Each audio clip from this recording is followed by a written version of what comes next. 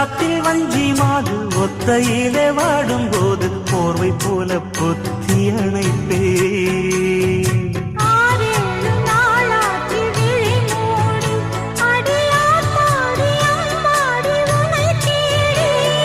நீதானே மானே என்